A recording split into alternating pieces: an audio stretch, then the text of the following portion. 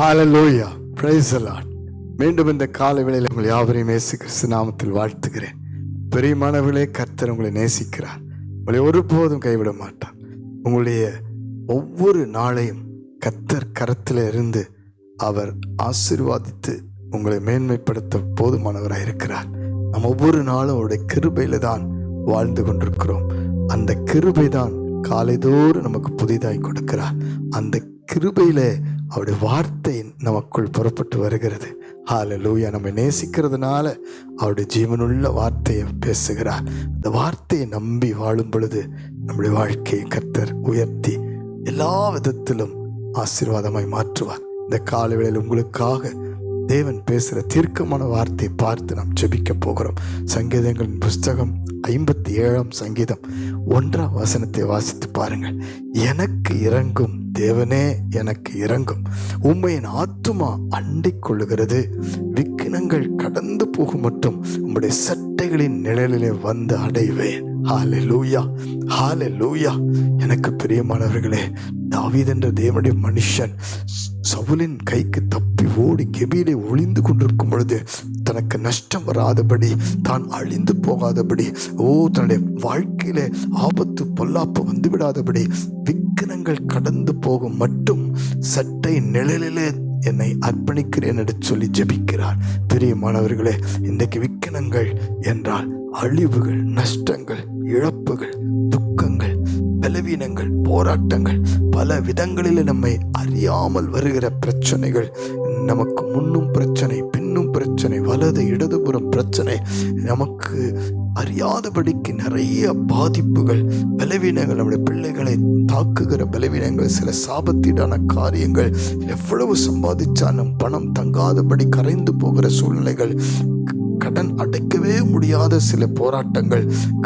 இந்த நாட்களில் பாருங்கள், எவ்வளவு விக்கனங்களிலே சூழ்ந்து கொண்டிருக்கிற சமுதாயத்தை பார்க்கிறோம், குடும்பங்களை பார்க்கிறோம். எல்லாரும் வேலைக்கு போயும் வீட்டில் ஒரு பைசா கூட தங்காதபடிக்கு, கடன் ஒழியாதபடிக்கு சில விக்கனங்கள், சில வியாதி படுக்கின்ற விக்கனங்கள், சமாதானத்தை அடிக்கடி இழந்து போகிற ஒரு விக்கனங்கள், கணவன் மனைவி சேர்ந்து வாழ முடியாமல், பிள்ளை பாக்கியம் இல்லாமல், இன்றைக்கு நிறைய விக்கனங்கள். பிரியமானவர்களே, இன்றைக்கும் கர்த்தர் உங்களுக்கு ஒரு அற்புதம் செய்ய போகிறார். உங்களோட வாழ்க்கையில் ஒரு மாற்றத்தை கொண்டு வர போகிறார். அந்த விக்கனங்கள் கடந்து போகும்படி என்ன செய்ய வேண்டும்? முதலாவது அவரை நோக்கி ஜெபிக்க வேண்டும். 2வது நம்முடைய ஆத்துமாவை அவர் கருத்தில் ஒப்பு கொடுக்க வேண்டும்.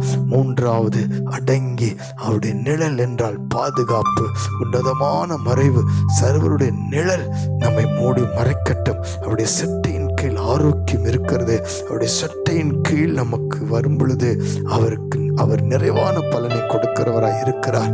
ஒவ்வொரு நாளும் நாம் தேவனை நோக்கி ஜெபிக்கும் பொழுது நம்முடைய பிரச்சனைகள் மத்தியில, நம்முடைய போராட்டங்கள் மத்தியில, விக்கனங்கள் மத்தியில மனம் சோர்ந்து விடாதபடி, எங்கும் ஓடி போகாதபடி, யார் பக்கமும் போய்விடாதபடி கர்த்தர் கருத்திலேயே நீங்கள் அண்டிக் கொள்ளுகிறவர்களாய் ஒப்புக்கொள்ளுங்கள். உங்கள் ஆத்துமாவை முதலாவது ஒரு தைரியப்படுத்துவார், திடன் கொள்ள செய்வார். வேலையில் அநேக விக்கனங்கள் சூழ்ந்திருக்கலாம். வேலையே போகிறபடிக்கு சில போராட்டம் வரலாம். பிசாசு பலவித பிரச்சனைகளை கொண்டு வரலாம். ஒரு வேலையும் கிடைக்காத நிலைமை இருக்கலாம். கவலைப்படாதிருங்கள். அவரை நோக்கி பாருங்கள், அவரை அண்டிக் கொள்ளுங்கள், அவருடைய சட்டையின் கீழ் அடங்கி இருங்கள். அவர் உங்களுக்கு என்ன நியமித்திருக்கிற ஒரு காலகட்டம், ஒரு வேளை, ஒரு சூழ்நிலையை கர்த்தர் கொண்டு போகிறார். தாவீது இப்படிப்பட்ட சூழ்நிலையை ஜெபித்த பொழுதுதான் சவுலின் கைக்கு தப்புவித்தார், சிங்காசனத்தில் கொண்டு போய் உயர்த்தினார். இயேசு கிறிஸ்துவை நோக்கி பாருங்கள், அவருடைய கரத்துக்குள் ஒப்புக் கொடுங்கள், அவரை அண்டிக் கொள்ளுங்கள் என்றால் விசுவாசியுங்கள், நம்பிக்கையாயிருங்கள். ஒரு போதும் நீங்கள் அவரை விட்டு தூரமாய் விடாதிருங்கள். இப்பொழுது ஜெபிக்கலாமா? உங்களை, உங்கள் பிள்ளைகளையும் ஆண்டவருக்குள் ஒப்பு கொடுங்கள். கர்த்தர் இன்றைக்கு எல்லாவற்றிலும் ஒரு விடுதலை கொடுக்க போகிறார். அன்பின் பரலோக பிதாவே, உம்மை நாங்கள் துதிக்கிறோம், ஸ்தோத்தரிக்கிறோம். இந்த வேளையில ஆண்டவரே, இந்த வார்த்தையை கொடுத்து நீர் எங்களை தைரியப்படுத்தி இருக்கிறீர், பலப்படுத்தி இருக்கிறீர் என்று நான் விசுவாசித்து ஜெபிக்கிறேன். ஜெபிக்கிற அத்தனை பிள்ளைகளுடைய வாழ்க்கையிலும் உம்மை நோக்கி அன்று பார்க்கிற நேரங்களை ஆசீர்வதியும். எத்தனை விக்கனங்களோடு, எத்தனை போராட்டங்களோடு, பிரச்சனையோடு யார் யார் இந்த காலவெளியில ஆண்டவரை ஜெபிக்கிறார்களோ அத்தனை பேரையும் இப்பொழுது நீர் சந்திப்பீராக. உம்முடைய சட்டை நிழலுக்குள் மறைப்பீராக. ஆத்துமாவை குணமாக்கி விடுவிப்பீராக. அற்புதம் செய்வீராக என்று ஜெபிக்கிறேன்.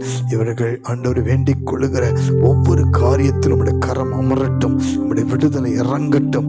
ஆண்டவரே, எல்லா பிசாசுடைய திட்டங்களுக்கும் அவருடைய மூர்க்கத்தனங்களுக்கும் விலக்கிக் கொள்ளும். கடன் பாரங்கள் நீங்கட்டும், சாபங்கள் முறிந்து போகட்டும், வியாதிகள் சுகமடையட்டும், பல்வேறு பிரச்சனைகள், போராட்டங்கள், துக்கங்கள், கண்ணீர்கள் மாறட்டும், வியாதி படுக்கைகள் விடுதலையாய் சுகமாய் இருக்கட்டும், அற்புதம் நடக்கட்டும்.